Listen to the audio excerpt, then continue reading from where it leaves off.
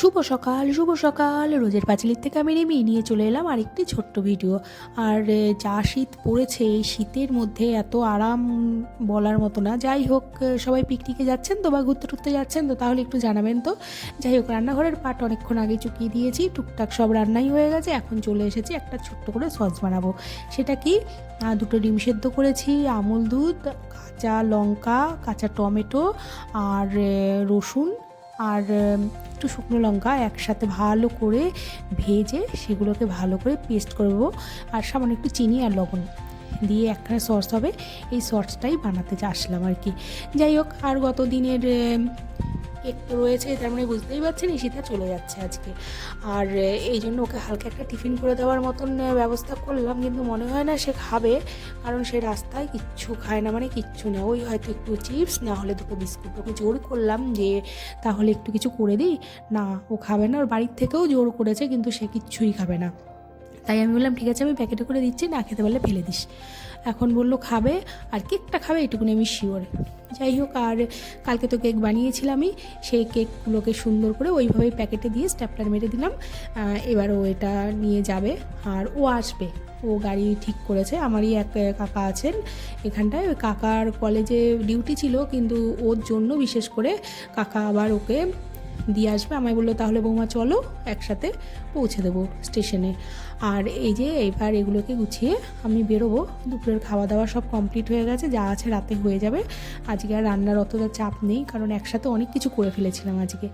আর এই যে গোছানো কমপ্লিট, এবার ধীরে সুস্থে বেরোই। আর ও ফোন করবে বললো, ওর 4:20 ট্রেন আছে। আর 4:20 ট্রেন আছে মানে আমাদের কৃষ্ণনগর থেকে, কিন্তু ওর মেন যে ট্রেনটা সেটা হচ্ছে রাত্রি 11টা কততে যেন হাওড়া থেকে। ও কৃষ্ণনগর হয়ে যাবে শিয়ালদা, শিয়ালদা থেকে হাওড়া, হাওড়া থেকে তারপরে আমেদাবাদ। কিন্তু বিষয় হচ্ছে ও যদি আমাকে আগে বলতো না, তাহলে নবদ্বীপ থেকে একদম সরাসরি ওই হাওড়ায় চলে যাওয়া যেত। সে আমাকে বলেনি কিছু। যাই হোক, এখান থেকে ওর একটা ছোট্ট এইটুকুনি একটা টিফিন বক্স ছিল, এটা সসেরই। তা আমি ভাবলাম যে একটুখানি ওকে এই সস দিয়ে দিই, আর একটু ধনেপাতা চাটনিও দিয়ে দিই, যদি রাস্তায় দুটো রুটি কেনে বা ইচ্ছে হতেই পারে একটু বিস্কুটে লাগিয়ে যদি খায় আর কি। তাই ইচ্ছে করে দিলাম। এখন জানি না বিষয়টা কী, তবে এই দুটো জিনিস থাকবে মোটামুটি 2-4 দিন থাকবে। তারপর আবার শীতকাল, ও ট্রেনে আশা করি অসুবিধা হবে না, আর নষ্ট হলে দেখা যাবে। কারণ এটা দিয়ে রাখলাম, যদি খায় তো খাবে। আর একটু আগেই ফোন করলো, এইবার বেরোচ্ছি। আর ঠান্ডা কিন্তু ভীষণ পড়েছে, বলার মতো না। আর এবারে এই টোটো করে আমরা যাব বলতে, দুর্গাপুরে একটি দোকান আছে মিষ্টির দোকান, সেই দোকানে যাব। কিছু হালকা ওর জন্যই মিষ্টি নেওয়া হবে, আরও কিছু মিষ্টি নিয়ে যাবে ওখানকার ওর যে কলিগরা আছেন বা ওর যে স্যারেরা আছেন, তারাও খেতে চেয়েছেন। ওদের ওখানে কালাকাতটা অতটা ভালো নাকি পাওয়া যায় না। যাই হোক, আর নতুন গুড়ের মিষ্টিও আছে, সেখানের জন্য নেবে আর ওর নিজের জন্যও নেবে। আর এই মিষ্টি দোকানে ওই সিলেক্ট করতে করতেই, কারণ এখন বিষয় হচ্ছে ওকে ক্ষীরের মিষ্টিটা নিলে সব থেকে ভালো হয়। যদি পুরো ছানা বা অন্যরকম মিষ্টি নেওয়া হয় তাহলে এতটা দুটো দিনের ব্যাপার তো একটু সমস্যা হয়ে যাবে, সেটাই ওকে বলছিলাম। যাই হোক, মিষ্টি নেওয়া হয়ে গেছে। আর এই নিয়ে হচ্ছেন ওর পিসি, এই সামনেই নেমে যাবে। তাই বললো যে উনি কোনো কারণে আর কি এসছিলেন বেড়াতে, এবার উনিও এখানটা নেমে যাবেন। আর আমরা যাব স্টেশনের দিকে। স্টেশনে গিয়ে দেখি গেট খেয়েছে। মানে আমাদের এই কৃষ্ণনগর রেলগেটে একদিনও গেট খাবো না বা গেট পড়বে না, এটা হতে পারে না। তারপর আবার মালগাড়ি। যাই হোক, কাকু বলতে একটু বুদ্ধি করেছিলেন যে যদি এই দিক দিয়ে ঢুকে দেওয়া যায় কেমন হয়। এবার একটু সমস্যা হয় ব্যাগগুলো নিয়ে। কাকু বললো ঠিক আছে চলো, আমি মিলে হয়ে যাবে, অসুবিধা নেই। তাই হলো, কাকু হেল্প করাতে আমি আর ঈশিতা মিলে টুকটাক করে ব্যাগ নিয়ে গেলাম। আর এই যে এই বড় ব্যাগটা দেখছেন না, এই ব্যাগের মধ্যেও অনেক কিছু নিয়ে নিয়েছে। মানে আগামী 2 মাসের ওর কিছু কিনতে হবে না। ও দুনিয়ার খাবার দাবার এর মধ্যে নিয়ে নিয়েছে। ওর দিদু ওকে মুড়ি ভেজে দিয়েছে, নাড়ু বানিয়ে দিয়েছে, যা যা হয় আর কি, চাল টাল অনেক কিছু নিয়ে নিয়েছে। ওর আগামী কিছু কিনতে হবে না সেই জন্য।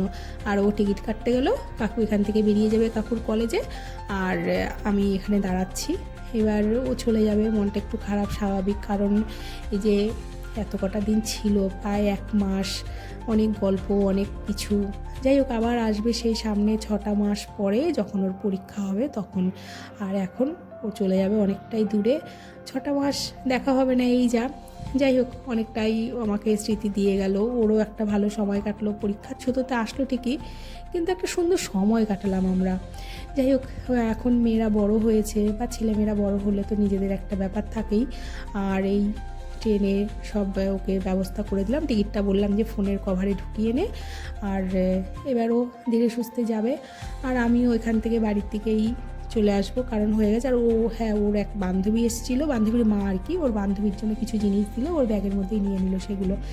আর এবার ট্রেনের প্রায় সময় হয়ে গেল 4:20, সেখানে অনেকটাই টাইম হয়ে গেলো। বললাম তাহলে আমরা নিচে গিয়ে দাঁড়াই, তুই ধীরে সুস্থে সাবধানে আয়, সাবধানে থাক, এই আর কি। সবাই আশীর্বাদ করবেন মেয়ে যেন অনেক বড় হয়, সুস্থ থাকে, ভালো থাকে। আর ব্লগটি কেমন লাগলো অবশ্যই জানাবেন, ভালো লাগলে একটি লাইক, কমেন্ট, শেয়ার করবেন। আর দেখা হবে নতুন আর একটি ভিডিওতে। আর মনটা একটু খারাপ, কিন্তু তারপরেও সে যেন অনেকটা বড় হয়, সুন্দরভাবে যাত্রা শুভ হয়, এই একটা ব্যাপার।